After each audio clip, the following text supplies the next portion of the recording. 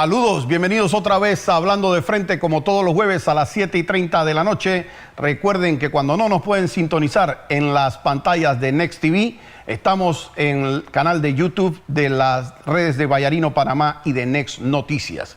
Hoy vamos a tocar un tema que es necesario tocarlo aparte del tema electoral, y es lo que dijo el ex embajador americano John Feely. Pero antes de tocar esas puntuales declaraciones, me enviaron un video y una foto. Y yo quiero hacer comentarios sobre esto, porque pienso que tiene que haber un alto sobre esto.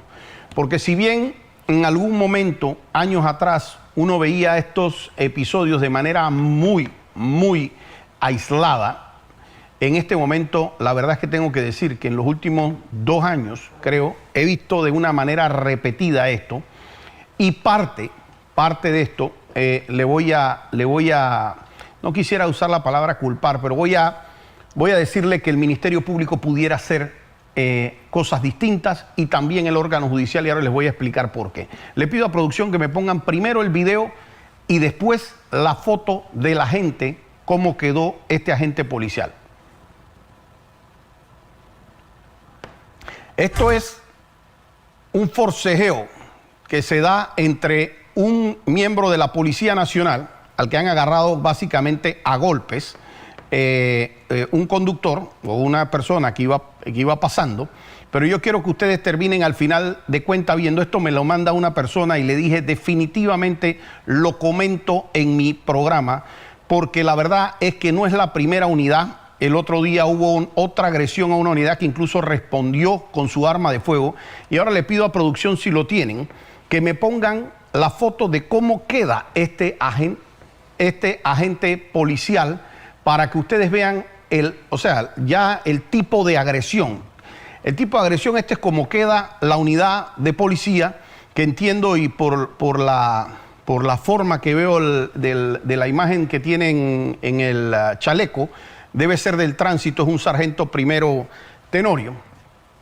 Pero fíjense cuál es el problema que se está dando con esto. El otro día hubo una unidad que fue igualmente afectada, que la golpearon. Y la sanción que se le dio a la persona se le cambió por una multa de $300. Yo creo que ustedes me han visto en este programa lo suficiente defender los derechos humanos y muchas veces hacerle críticas a la Policía Nacional.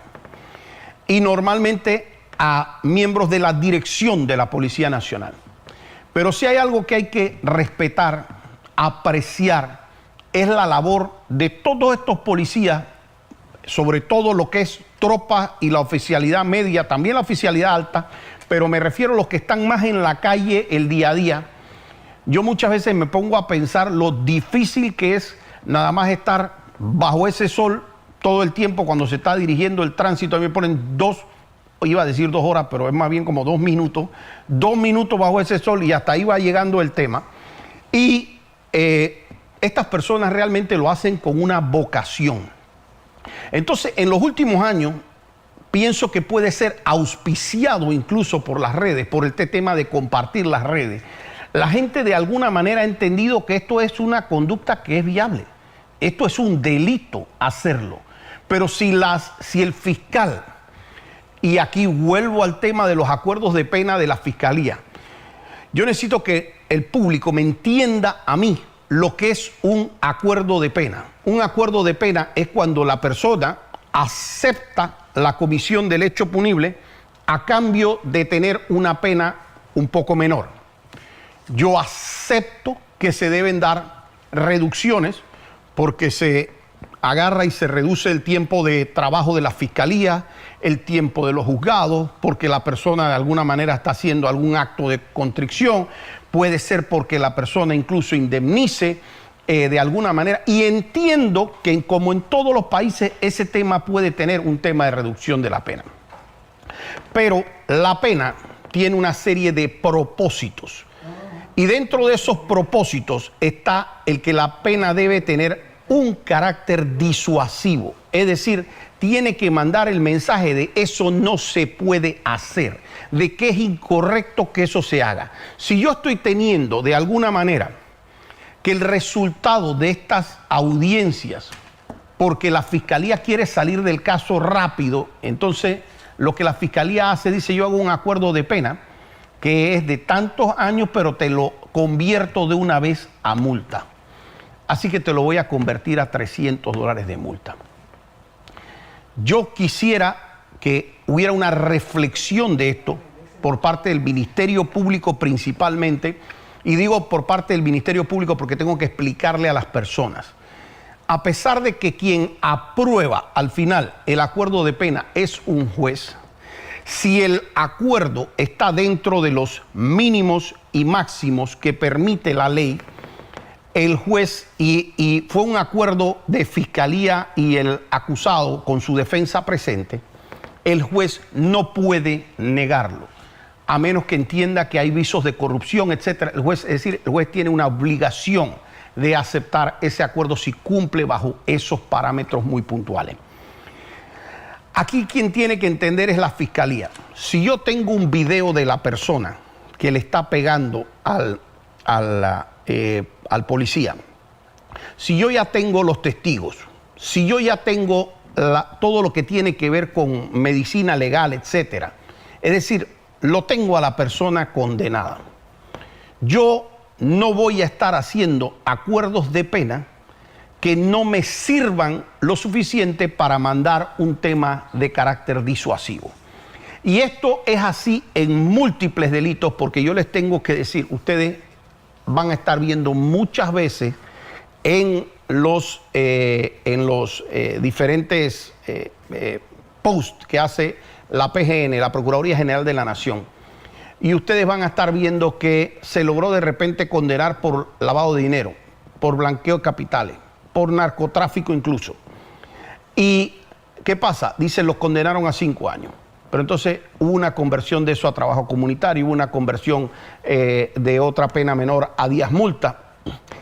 Y en algunos casos, eso es una pena fuerte para ciertos delitos. Es decir, si a usted le agarran y le ponen, porque usted agarró y se agarró en una puñera con un particular, y a usted le van a poner una multa de $5,000, vaya, aunque no sea una pena de ir a prisión, es una pena, como quien dice que usted lo quiere pensar la próxima vez porque ya le costó una vez determinada cantidad de plata. Pero no es lo mismo con la autoridad o quien representa a la autoridad, que es la Policía Nacional. A la Policía Nacional, y esto es un consejo de abogado para el ciudadano que está enfrentándose en un momento dado a la Policía Nacional. Muchas veces, y tengo que decirlo, así como hay muchísimas unidades, y tengo que decir que siento un poco de, yo diría que de mejoramiento en ese sentido, por lo menos las 1 o 2 veces que me ha tocado que me estén parando, ya sea por tema del tránsito en carretera o porque lo paran a uno en un retén de esos a pedir licencia. Normalmente lo que he visto últimamente es un poco más de educación del policía en cuanto a buenas noches, disculpe la licencia por favor, o la cédula, etcétera. No el típico que era mucho antes, que le sonaban así 2 veces el carro, abra el maletero, deme la cédula, tal, porque ese tampoco debe ser la conducta de un policía. El policía que verdaderamente es profesional, que quiere hacer un trabajo ciudadano, que quiere mantener la buena relación policía-ciudadano, va a venir así, va a decir, buenas noches, disculpe, me puede facilitar su licencia, me puede facilitar tal cosa, y listo. Eso debe hacer todavía más fácil. Estoy hablando de lo que puede hacer la Policía Nacional como tal. El ciudadano, si se topa con una unidad que no es como esa, pues sí, en efecto se puede consignar en video lo que pueda estar ocurriendo con esa unidad, puede tomar el nombre de esa unidad, puede buscar los testigos que están ahí para que le sirvan el día de mañana en esa unidad, le puede presentar un proceso a la unidad, puede denunciar públicamente a la unidad si desea, pero nunca no es aconsejable por ningún motivo entrar en un debate de insultos con la unidad y muchísimo menos en un debate físico con la unidad.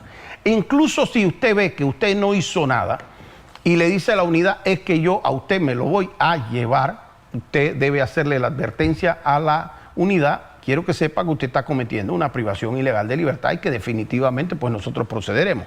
Pero si usted insiste en llevarme al cuartel, pues lléveme al cuartel, porque estoy seguro que yo de ahí, al final de cuentas, me tomará 2 o 3 horas salir del cuartel. No he hecho absolutamente nada, pero lo que sí es que a usted en un proceso penal y en un proceso disciplinario va a pasar usted años bajo esas circunstancias y a lo mejor le cuesta el puesto. Hasta ahí puede llegar una conversación que es lo suficientemente fuerte, pero es una conversación de carácter respetuoso con la unidad. Entrarse a golpes con una unidad, uno, lo va a poner a perder cualquier proceso administrativo que usted haya podido hacer, es decir, disciplinario con la unidad. 2, lo expone a usted a un proceso penal, no solamente por agredir a un servidor público en sus funciones, sino que si se dan lesiones de carácter permanente o que se den incapacidades ya de cierta cantidad, usted puede terminar con un proceso de lesiones que lo puede llevar años a la cárcel.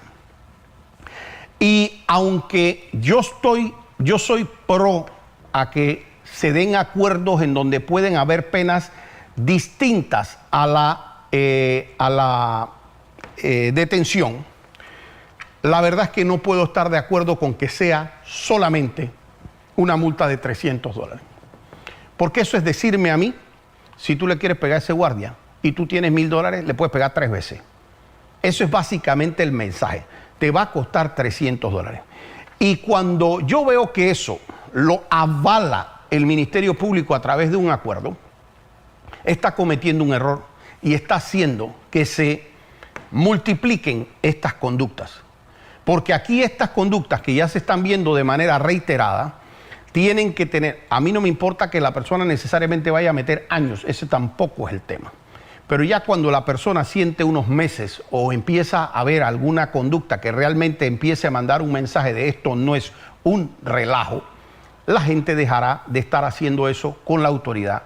Y vuelvo y reitero, usted puede tener diferencias con un policía, puede afrontarlas respetuosamente, nunca debe llegar a innecesariamente hacer el contacto físico. El único momento, motivo, razón o circunstancia en que usted entra en contacto físico con un miembro de la autoridad policial que a usted que le toca a usted es porque él lo empezó a agredir a usted o a su hija o a su esposa sin ningún motivo, o porque la persona está tratando de cometer un delito contra usted, o porque se está tratando de violar a una persona, si sea policía o no.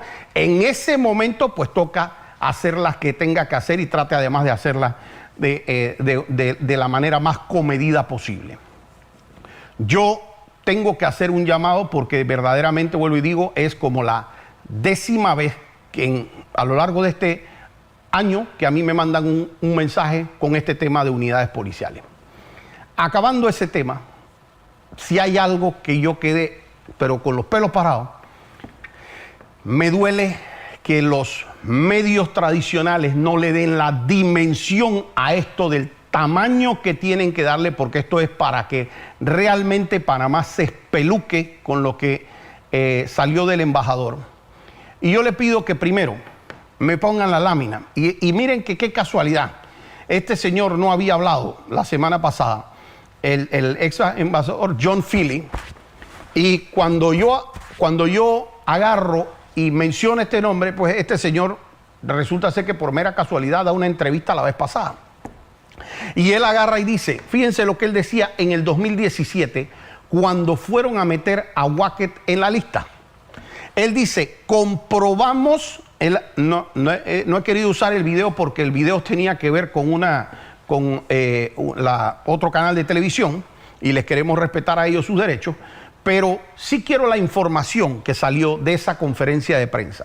Conferencia de prensa con medios nacionales e internacionales, este irresponsable, porque irresponsable es que es, y que además no le tocaba en su cargo como embajador, dijo en el 2017, comprobamos nuestros datos y evidencias con 7 dependencias de inteligencia del gobierno de los Estados Unidos.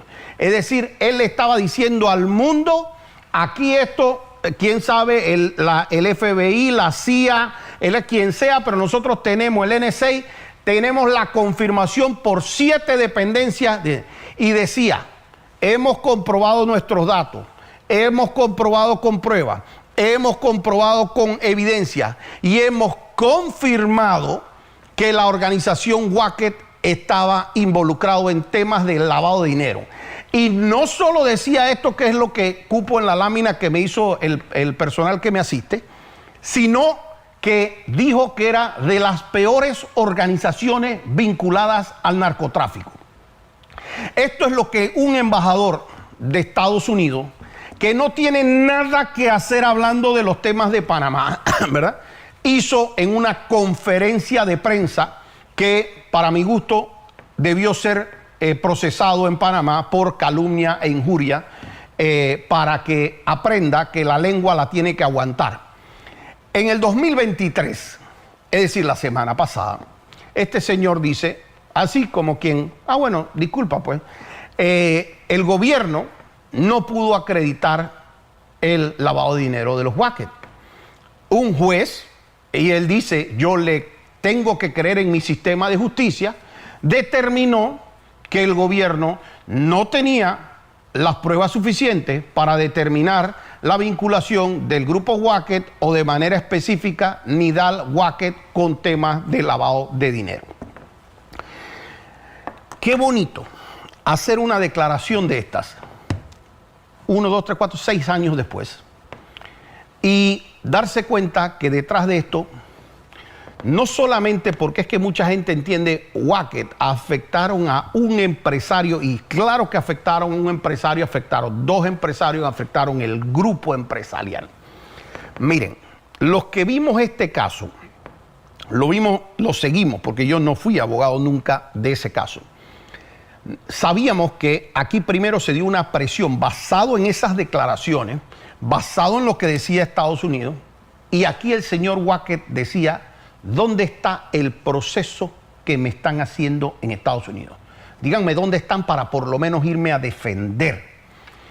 Y nunca le hicieron el proceso al tío.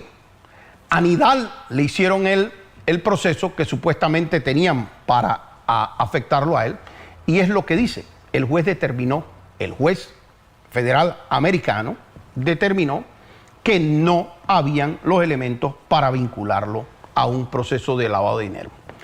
Si no había ni siquiera para vincularlo a eso, ustedes se imaginarán que mucho menos había la información de las 7 dependencias de inteligencia, ni las pruebas, ni las evidencias de que estaba vinculado a la peor organización de narcotráfico casi que del mundo, que fue lo que dijo este señor Philly. A nosotros siempre nos llamó la atención y la dinámica de este embajador, porque no es normal.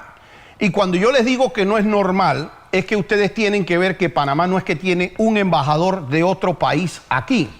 Ustedes van a ver que Panamá tiene aquí embajadores de España, de Brasil, de Colombia, de Costa Rica, de Guatemala, de México, de China, de todos lados. Y ninguno es tan atrevido como para estar haciendo ese tipo de declaraciones, ni para estarle diciendo a Panamá qué es lo que tienes que hacer y qué es lo que no tienes que hacer.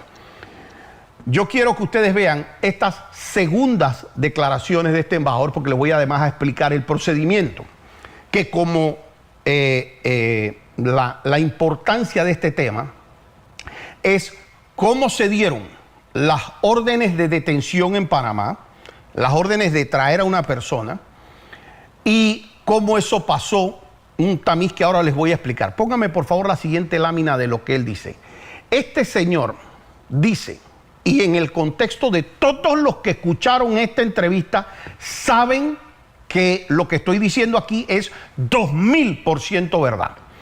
Aquí este señor dijo que cuando Juan Carlos Varela le comunicó a él que la razón de la llamada o del chat era para comunicarle que Panamá había establecido relaciones diplomáticas con China continental, él le dijo, pero presidente, mi noticia es algo que habíamos pactado, con su en Spanglish hablando, pactado, oigan esa palabra, y se lo está diciendo dentro del contexto que él mismo dice, que es que se establecieron relaciones con China. Pero presidente, si es, mi noticia es algo que habíamos pactado y que yo venía trabajando y colaborando contigo, es decir, Varela y tu gobierno desde hace rato, y es la detención de Martinelli.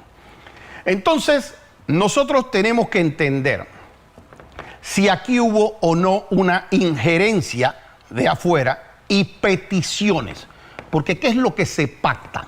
¿Qué es lo que puede haber pactado para que dos partes hablen y lleguen a acuerdos?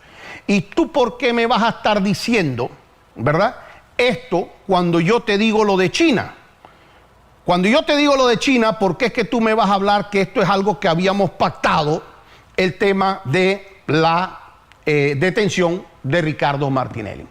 Pero ahora fíjense, cuando Panamá le toca hacer una solicitud para que detengan a alguien en Estados Unidos, no pasa por la embajada de Estados Unidos de aquí. Porque hay dos canales, uno que es de ida de aquí hacia Washington y otro que es de vuelta de Washington hacia Panamá. El que va de Panamá hacia Washington pasa órgano judicial, Ministerio de Relaciones Exteriores, Embajada de Panamá en Estados Unidos, y esa Embajada de Panamá en Estados Unidos, Departamento de Estado de Estados Unidos, y ellos a su vez, Departamento de Justicia, etcétera, sus canales internos. No pasa por el canal que viene de vuelta. Y el canal que viene de vuelta es cuando Estados Unidos quiere mandar una información para Panamá, eso pasará de la institución que quiere ser en Estados Unidos, pasa al Departamento de Estado de Estados Unidos, el Departamento de Estado se lo pasa a sus embajadores y el embajador se lo pasa entonces a Cancillería aquí en Panamá. Eso es básicamente el estilo del canal que se da. Ahora, ¿cómo se dio esa detención de Ricardo Martinelli?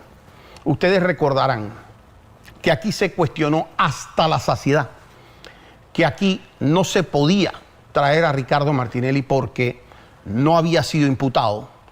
¿Cómo podías pasar a una acusación?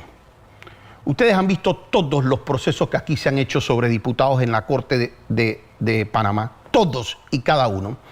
Y cada uno de los posibles 50.000 casos o más de sistema penal acusatorio, muchísimos más, que van. Y en ninguno de esos, ni uno solo, me pueden sacar una persona que no haya estado imputada y que haya pasado acusación. No hay una sola persona. Entonces, mi segunda pregunta es que les dije, eso pasa del órgano judicial a la Cancillería hacia allá. ¿Cuál era el supuesto interés de Varela? Si Varela se rasgaba la ropa y se encueraba diciendo que él no tenía nada que ver con los temas de la justicia. Pues el embajador, en su corta declaración, se lo tiró por los cachos, lo echó al agua y le dijo que sí tenía bastante que ver, porque tanto que estaban pactando la detención de Ricardo Martinelli. Ese caso que se arma con un testigo protegido que se fue casualmente hacia allá, hacia Estados Unidos, nombrado como diplomático por Juan Carlos Varela, se cayó las dos veces en Panamá. Y sobre ese tema también venía todo un tema de especialidad en Panamá, firmado por Departamento de Estado, reconocido por la embajada de nosotros en Panamá, en ese momento el embajador Emanuel González Revilla, que se entrega aquí con el principio de especialidad. Y aquí, dentro del proceso al que supuestamente le quieren dar inicio la próxima semana, aquí en Panamá, todos los procesos que ahora están tratando de hacer en contra de Ricardo Martinelli, todos se conocían desde antes que él viniera a Panamá. Y lo que manda la ley es que si usted sabe que tiene procesos contra Ricardo Martinelli, usted básicamente los anuncia a Estados Unidos y le dice, yo lo estoy extraditando por este delito, por este delito, por este delito, por este, y usted sume 50 si quiere. Pero ¿qué hizo Panamá? Panamá dijo, yo acepto el principio de especialidad y yo lo voy a juzgar por este delito, porque esta gente no sé cómo, pero se daban a robo que ellos iban a lograr condenar a Ricardo Martinelli. Y tengo que decir que el escenario que ellos tenían planteado con un fiscal en la Corte Suprema de Justicia que no gustaba de Ricardo Martinelli y con un juez de garantía que no gustaba de Ricardo Martinelli, que no gustaba es una palabra, que odiaba a Ricardo Martinelli, claramente tenía una desventaja con lo que se estaba planteando. Se acabó el caso Pinchazos una vez y ellos dijeron, no, ¿sabes qué? Mejor no. Vamos a buscar cómo se anula esto y vamos a hacerlo 2 veces. Y entonces, cuando volvieron a perder ese caso, han tratado de decir, y en esto yo sí quiero que la gente esté muy pendiente de lo que va a estar ocurriendo en los próximos días. Porque lo que está pasando en general en las democracias en Panamá, a nivel latinoamericano e incluso en Estados Unidos, hoy en día están procesando a Trump acá, y yo no sé ni siquiera cómo esa embajadora viene a hablar temas aquí de Panamá, cuando al candidato que está allá le están queriendo hacer un proceso tratando de meterle 140 años, no sé cuántos años le quieren meter a Trump. Pero este escenario ahora pasó en Ecuador. Ayer se determinó lo que es la muerte cruzada en Ecuador, que es básicamente el presidente de Ecuador disolvió el Congreso, la Asamblea, el equivalente a la Asamblea, y ellos tienen que llamar a elecciones dentro de 3 meses, y el presidente va a gobernar por cerca de 6 meses allá por decreto, pero el presidente acortó también su mandato, y a eso se le llama ya, ellos tienen un método que le llaman de muerte cruzada, que es cuando el presidente iba a ser juzgado allá por la Asamblea, él dice, disuelvo aquí la Asamblea y llamo a elecciones de una vez. Es un método que tienen dentro de la Constitución, pero para otras circunstancias, pero como yo no soy abogado en Ecuador, no me voy a meter en eso. Pero lo cierto es que nuevamente temas de justicia se están metiendo dentro de la política. En Brasil, a Lula lo condenaron en primera instancia, lo condenaron en segunda instancia, lo condenaron incluso en casación, lo tuvieron preso 1 año y pico, 2 años. Hoy día es el presidente de Brasil. Grábense eso. Y así, incluso ahora mismo a Correa, que lo tienen condenado en Ecuador, ahora se perfila como el favorito, ahorita mismo para un tema de elecciones en Ecuador. Y de hecho, por eso se causó el tema de disolución del Congreso. Pero nosotros estamos viendo que el uso de la justicia, ¿por qué nosotros decimos que se está usando la justicia? ¿Cuál es la diferencia cuando alguien dice, bueno, cuál es un proceso común versus cuándo es que se está utilizando la justicia? Bueno, vamos a ver. En un proceso común, díganme otro proceso que ustedes conozcan, porque yo les voy a decir que todos son diferentes.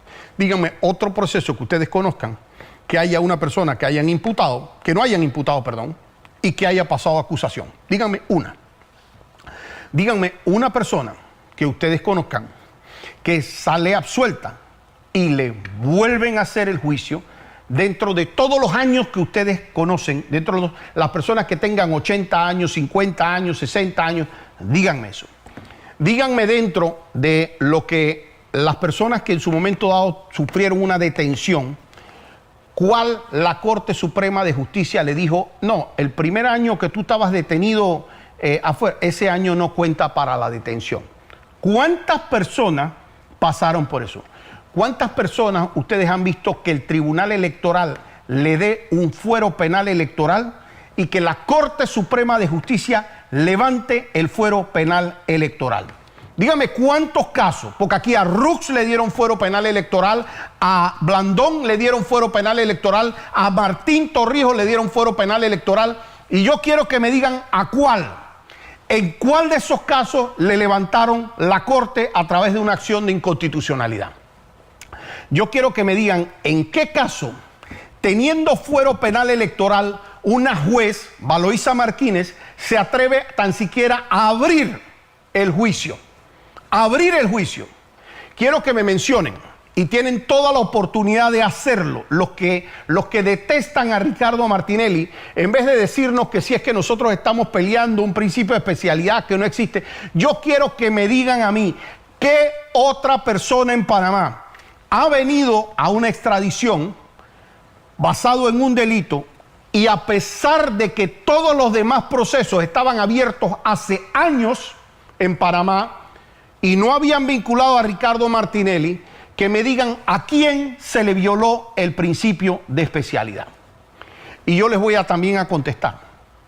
Dígame cuándo de eso ha pasado con una persona que esté tan activo y tan alto en la preferencia electoral como lo es Ricardo Martinelli. Este poco de señales que se combinan con juzgados que se toman en otros procesos, y aquí los vamos a ir sacando porque esto va a ser moledora por parte de ellos, moledora por parte de nosotros. Ellos tienen que me traigan procesos que yo les voy a demostrar magistrado por magistrado. Magistrado Mata, el magistrado Secundino Mendieta y el magistrado Jo. Les voy a traer proceso por proceso.